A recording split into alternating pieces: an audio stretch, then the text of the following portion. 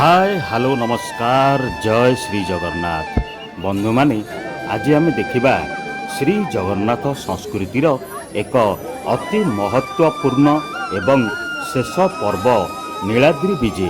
बंधु मान ये हूँ बड़दाण्ड रथ तीनोटी लगी देखुन बंधु मान केते भिड़ ये देखुन केते सुंदर भाव श्री जगन्नाथ महाप्रभु ये बड़पंडा मानक सहित अच्छा ये हूँ देवी सुभद्रांकर रथ ये हूँ महाप्रभु बड़ ठाकुर बलदेव ठाकुर जो बलभद्र ठाकुर रथ देखुन तीन रथ बड़दाण्डे श्रीमंदिर सिंहद्वार सम्मुखें रखा केते भक्त बंधु माने देखंतु आज हूँ पवित्र नीलाद्रि विजे माने आज हूँ अंतिम एवं महत्वपूर्ण एवं शेष पर्व। ये देखो बंधु मान केते भिड़ महाप्रभु श्री जगन्नाथ चाहि रही भक्त मान दर्शन देवाई।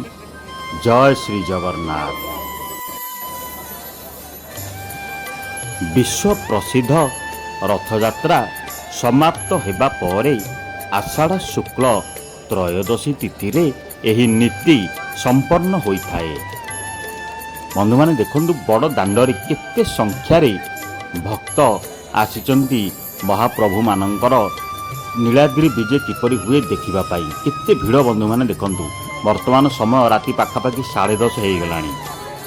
श्री जगन्नाथ श्री बलभद्र और देवी सुभद्रा चक्रराज श्री सुदर्शन पुणी थरे निज मंदिर को फेरी रत्न सिंहासन रे विराजमान करने को नीलाद्रि विजे कहा जाए।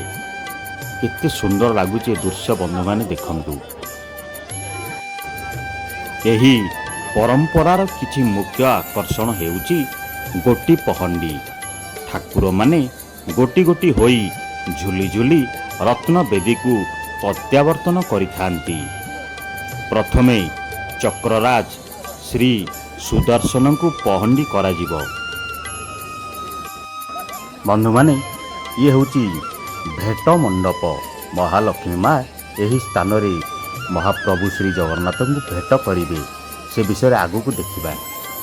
बड़ ठाकुर श्री बलभद्र और कालिया ठाकुर श्री जगन्नाथଙ୍କ श्री मस्तकरे आकर्षणीय टाहिया लगाजिब। श्री बलभद्र और देवी सुभद्रा गोटी पहंडी रे रत्न सिंहासन को विजे करिवे।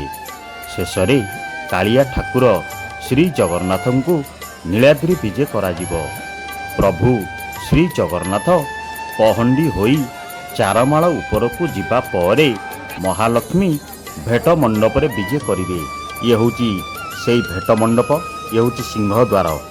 बंधु माने देखो केते सुंदर भाव जगन्नाथ महाप्रभु केते सुंदर भाव जगन्नाथ महाप्रभु रथरे विराजमान करिसंती।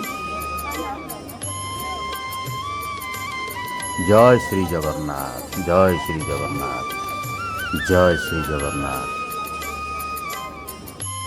बंधु माने मुआसी पहुँचला बेलू बड़ ठाकुर श्री बलभद्रंकर पहंडी सरीगलानी। वर्तमान देवी सुभद्रा मांकर पहंडी करा आगु को देखिबा। एटी देखंतु सुभद्रा मांकर केडे सुंदर पहंडी करा जाउची। ये होची देखंतु बंधु माने केते सुंदर भावरे बड़ पंडा माने सेवायत माने मां को धरी आसुचंती पहंडी विजे करी करी चलतु देखिबा।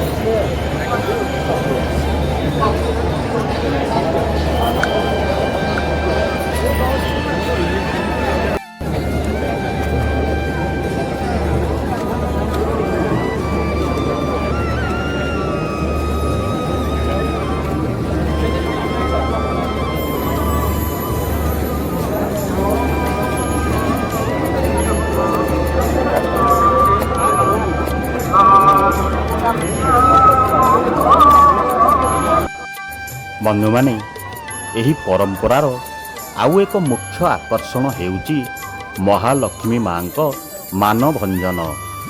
ମହାପ୍ରଭୁ ନିଜ ଭାଇ ଭଉଣୀଙ୍କୁ ସାଥିରେ ଧରି ରଥରେ ଗୁଣ୍ଡିଚା ଯାତ୍ରା କରିଥିବାରୁ ମା ଲକ୍ଷ୍ମୀ ଅଭିମାନ କରିଥାନ୍ତି।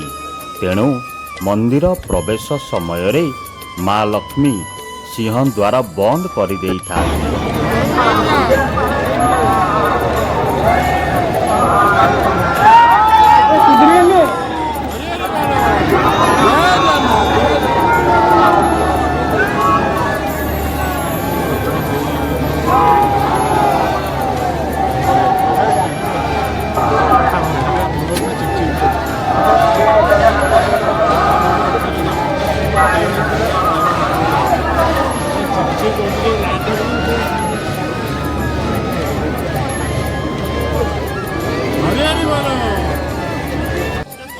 ବନ୍ଧୁମାନେ, ଏହି ପରମ୍ପରାର ଆଉ ଏକ ମୁଖ୍ୟ ଆକର୍ଷଣ ହେଉଛି ରସଗୋଲା ଭୋଗ।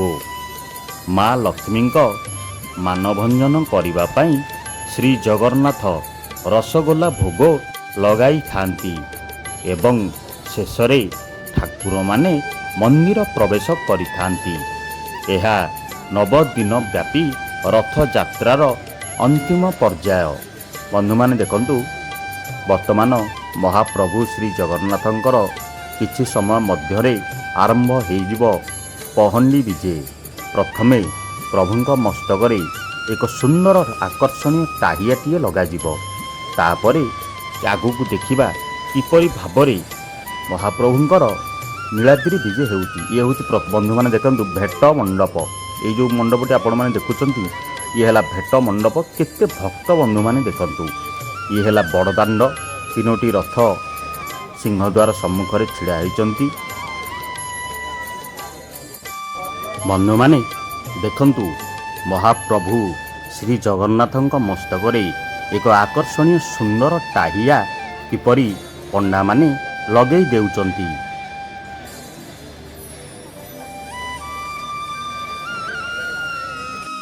ବନ୍ଧୁମାନେ ଦେଖନ୍ତୁ କେତେ ସୁନ୍ଦର ଲାଗୁଛି ଏ ଟାହିଆ।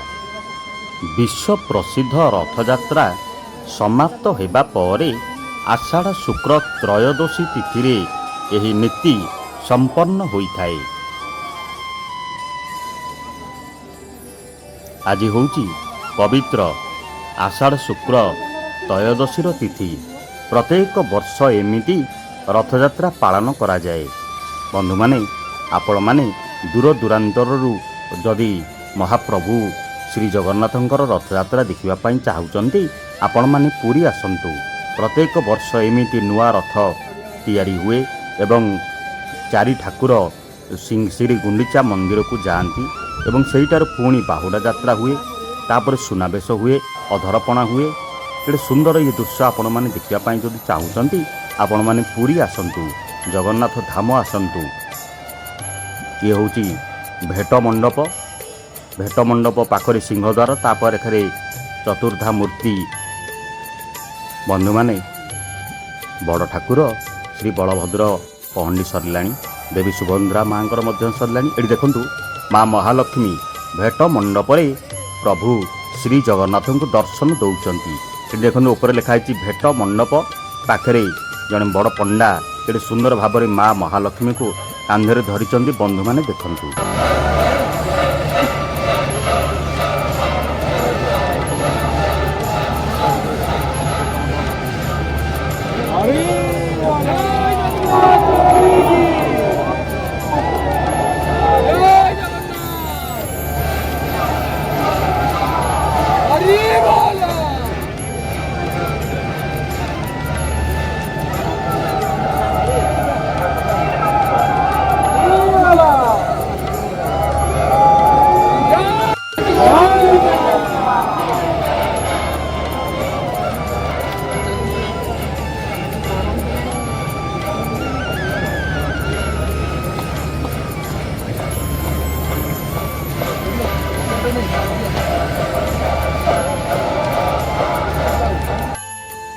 ବନ୍ଧୁମାନେ ଦେଖନ୍ତୁ, ଠାକୁରଙ୍କୁ ଟାହିଆ ଲଗାଯିବା ପରେ କିଭଳି ସୁନ୍ଦର ଭାବରେ ଆସ୍ତେ ଆସ୍ତେ ପହଣ୍ଡି କରାଯାଉଛି। କିପରି ମହାପ୍ରଭୁ ଶ୍ରୀ ଜଗନ୍ନାଥଙ୍କର ପହଣ୍ଡି ହୁଏ, ଚାଲନ୍ତୁ ଦେଖିବା।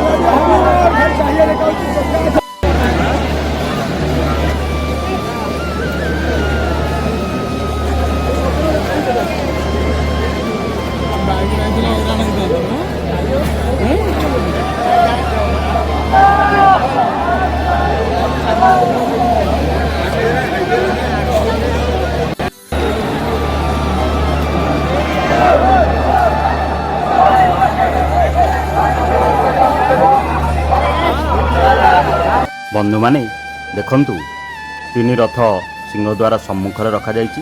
ବର୍ତ୍ତମାନ ମହାପ୍ରଭୁଙ୍କୁ ପହଣ୍ଡି କରି ସିଂହଦ୍ୱାର ପାଖାପାଖି ନେଇଗଲେଣି। ଏଠି ଦେଖନ୍ତୁ ଚାଲିଛି ମହାପ୍ରଭୁଙ୍କର ପହଣ୍ଡି ବିଜେ। ବର୍ତ୍ତମାନ ସିଂହଦ୍ୱାର ବନ୍ଦ ଅଛି। ବନ୍ଧୁମାନେ ଭିଡ଼ିଓଟି କେମିତି ଲାଗିଲା ଆପଣମାନଙ୍କର ମତାମତ କମେଣ୍ଟ ବକ୍ସରେ ଜଣାଇବେ।